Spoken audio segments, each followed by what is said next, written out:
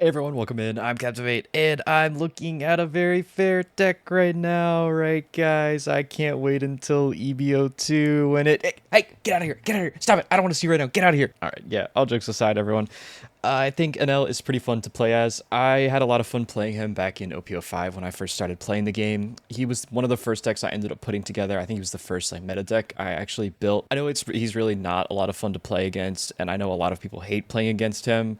I think we can all think back to a time when we lost a game that we clearly should have won because we got a base trigger that ended up stopping our last attack from going through, or a zero cost which ended up just losing one of our attacks, and we lost because of that. And those always stick in our heads. So I know Enel is a really frustrating deck to play against, especially for a lot of newer players. He's really hard to beat as a newer player once until you really realize what he does and how to beat him.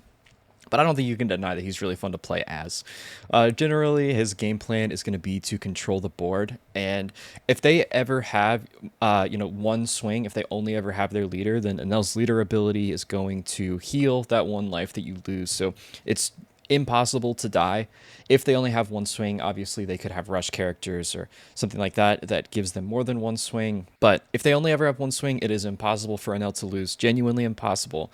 So that's pretty much his game plan. He's going to control your board. He's going to try and KO stuff by using the Yamato or Katakuriing things into your life, the Gadatsu, the Nami, the Luffy. All of these characters try to control your board by KOing or just getting them off of your board. And then they have cards like the Ace or the Yamato and the Katakuri that is able to heal them back to one life if they ever go to zero. So then, his leader effect comes online again.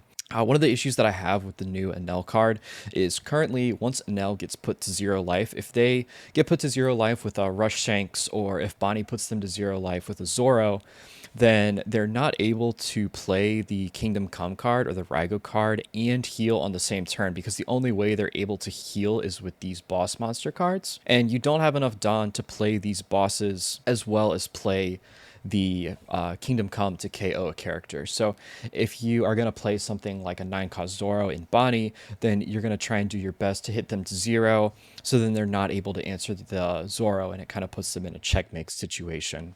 Similarly to some of those cases, Blackbeard that came out this set is a pretty big gatekeeping deck for Enel currently, because he has the 10-cost Teach, which I can go ahead and pull up here. The 10-cost Teach, which is going to turn off your leader effect on the turn it's played. So if they have a Burgess on board, which is not able to be KO'd at all by Enel, any of the KO characters, the Luffy or the Gadatsu, you're not able to KO the Burgess, then they're able to swing and they get you to zero life. And then once they get you to zero life, all of Enel's characters that heal him are on play abilities. You can see the Ace, the Yamato, and the Katakuri. They're all on play. As soon as Teach uses his leader ability, then Enel has no way to heal. So he has to play around that by playing the blocker Shirahoshi and just countering out more smartly so that it doesn't end up going to zero life. He can't take his life as freely as he usually can. But with the new Enel that's coming in EB02, then that's not the case anymore, because Enel is, when attacking, then he gets the effect of being able to trash one card from hand, and if you have zero life or one life, then he can heal one. And the issue that comes with this card is obviously on the turn he's played, he gets rush, and he can attack on the same turn. So then he's able to heal that turn as well as swing a 12k, which is a very large body. The Teach is only a 12k. The Shanks is a 12k. So it's a very big body to begin with. But once you already have one established, that's when the problem starts to arise, where you can use the Enel that's established on board and then swing with him to heal. And then on the same turn, you can play Rush Ace or a Yamato or a Katakuri, and then you can heal back to 2, or you can play another Enel.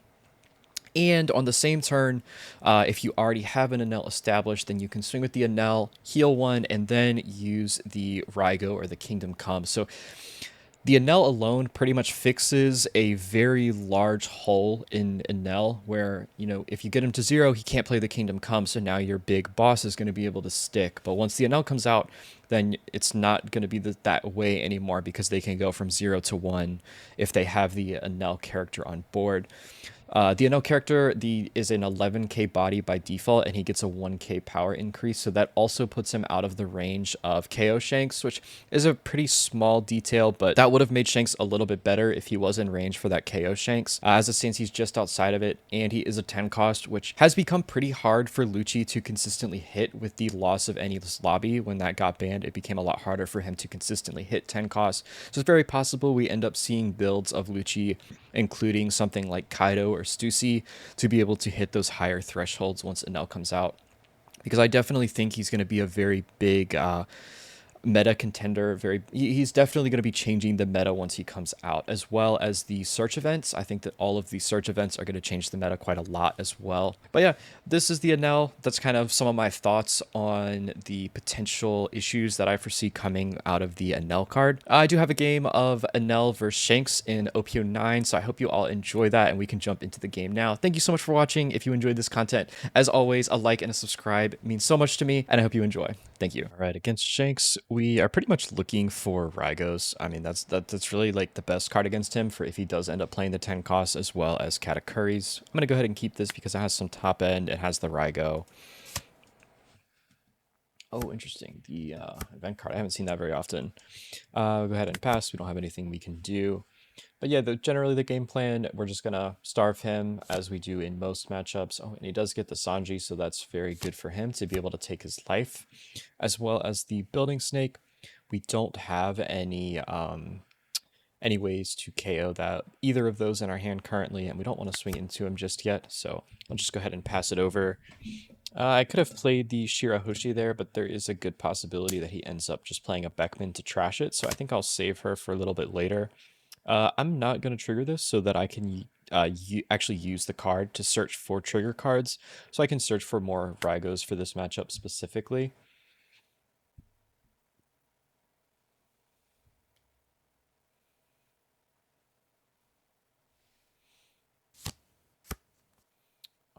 Okay, so I would love a way to KO some of his board. Okay, so we do get the Rygo there. And then I think I'll grab the Bonnie because it does let me get some card draw once I do decide to swing into them. And then we'll just go ahead and use the other Dareshi to get another Rygo, and then a Rocket Luffy so that we can KO some of their board once we go down to 2 life. So now that we have 3 Rygos in hand, this is a pretty good setup for this matchup. Once we get a couple bigger bodies on board. Obviously the Katakuri would be nice to get so that we can put their 8 costs back into life. And then Flampe to be able to use the Rocket Luffy would also be nice.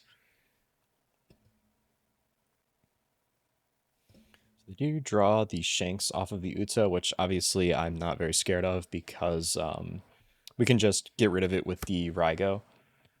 And I'm not sure if he's going to end up using the ability here to take his life. He does not. He's going to swing 5. I'll go ahead and...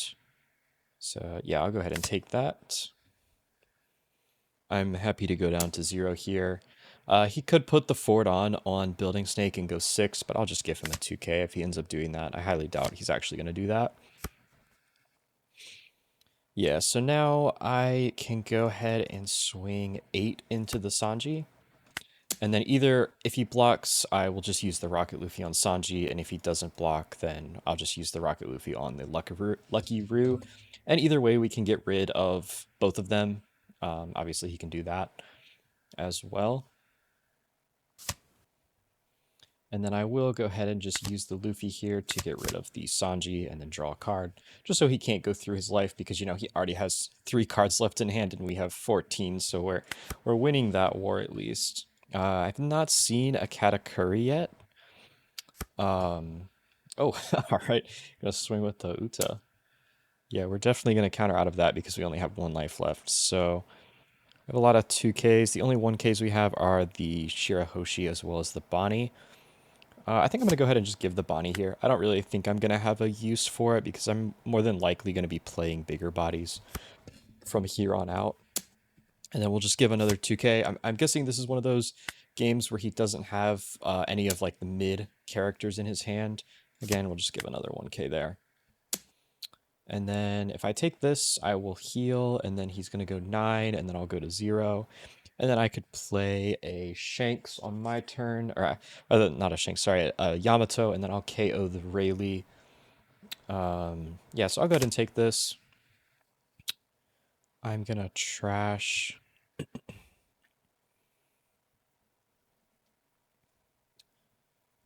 zero cost, and then I'll take the, oh, so he's gonna leave counter up. So do I want to just, yeah, I think I'm gonna go ahead and just counter out of this. I thought he was gonna swing 9, but there's no reason not to give one card there. So the Hongo is setting up some type of removal, but I'm guessing he's going to play the Shanks next turn. So I'm going to go ahead and just play the Yamato and KO the Rayleigh. We'll heal 1, and then I'll go ahead and just swing into the Building Snake here just to get it off the board, so he can't use the reduction.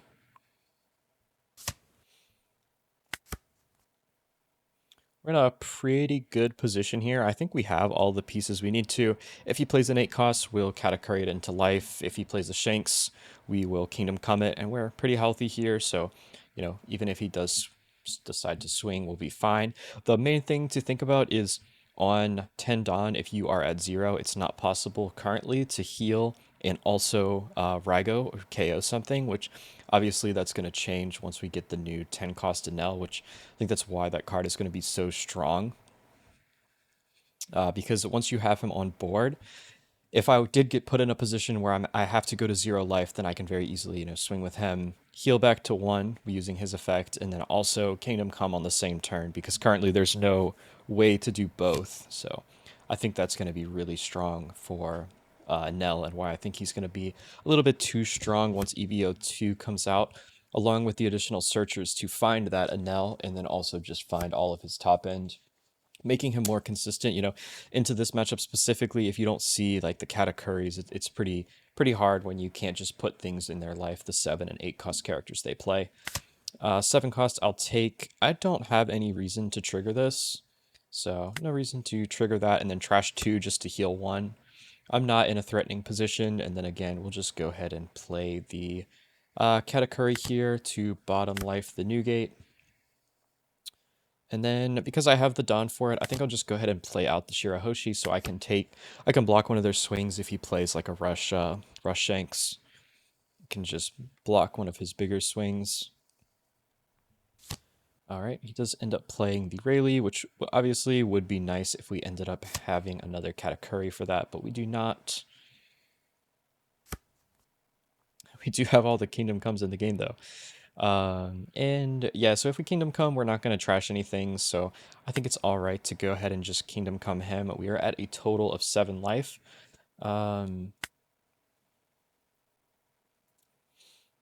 Yeah, I want to go ahead and just get this off the board, so I'm going to go ahead and just swing 9 into it. Possible he blocks, possible he has the counter event and wanted to try to get out of it. So this will just ensure that this dies, unless he wants to, you know, spend more than I think this card is worth, which I'm obviously fine with. Just KO the Rayleigh. We do know he still has the Shanks in his hand, but because I have these 3 Kingdom Comes, I'm very safe to play them and not worry about the Shanks. So he decides to play an Uta instead of playing the Shanks. Not sure why. Okay, so now he has 2 Shanks. Very possible he's trying to just bait out some of these before. All right, so 5, and then you could go like 8-8 or 7-9. I'm just gonna give him 1k here, and then if he wants to swing with the other ones, then he can. Don't have too much counter left in my hand. He does end up playing the Hongo, so I think I will go ahead and just play the Yamato on the Hongo so that he can't get any of the removal on that. Swing 5 into the Uta. I do know that 2 of his 3 cards are the Shanks.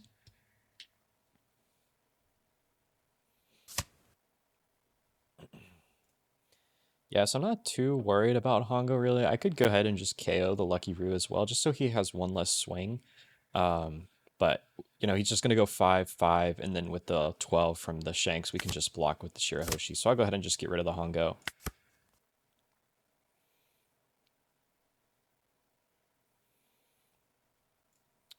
Yeah, once we get the search event and the Enel, this deck is going to be...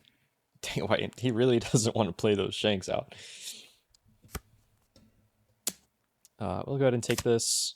And then we do have a total of 7, which is good for us, so we can go ahead and just get rid of the Beckman. Yeah, once you see your pieces in this matchup, I think it becomes pretty easy. Yeah, and then now we're at 6, 7, 8. Yeah, I think I'm still gonna wait just a turn or two before I start turning my body sideways and swinging into him. Because once we do that, he's going to have a pretty big hand. Gets the Rayleigh. Yeah, so luckily we did use the Hongo there. Otherwise, he would have been able to KO the Yamato. I'm not concerned about the 7k swing. We'll take it. We get the card that we essentially got to draw from the Yamato. And then now we get to Katakuri him and then play a Shirahoshi. And then pass. But yeah, this is pretty much the game plan for Enel into most decks. I mean, you just control their board. We have 1 life still, so I mean, he could have swung at us and tried to get us to 0, but then obviously we just killed the Lucky Roo. The only way we can get rid of the Shanks is by using the Kingdom Come, which I will go ahead and do. And then now we're at the point where we're really only have like 1 or 2 spots left for big characters. So I think I'm going to go ahead and just swing 8, and then 9, and then 9, and then 9. And then this way, we have the blocker to defend our 9k bodies if he wants to swing the Shanks into them. And then we have the Kingdom Comes where we can just KO the Shanks once he plays them. And obviously, he's probably going to do that. Yep. So now he could swing 12 into one of them, which is probably what he's going to end up doing. Yeah, so 12 into like a 7. Yep. So if I get out of this, then that's 10, 11, 12, 13. So that's 3 cards. I'm good to not.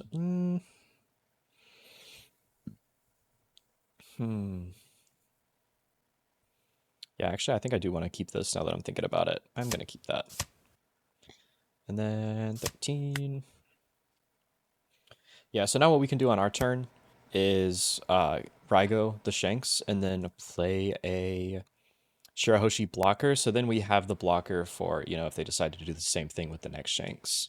We do have to trash a life, which is unfortunate, but we're in a good spot right now. He only has 4 life left, and we have a couple big bodies swinging at him. And then we'll go 7, because we're going to play the Shirahoshi out. Technically, I should have swung with the 7 before I swung with the Katakuri. Just, sequencing, always swing with the smallest one first.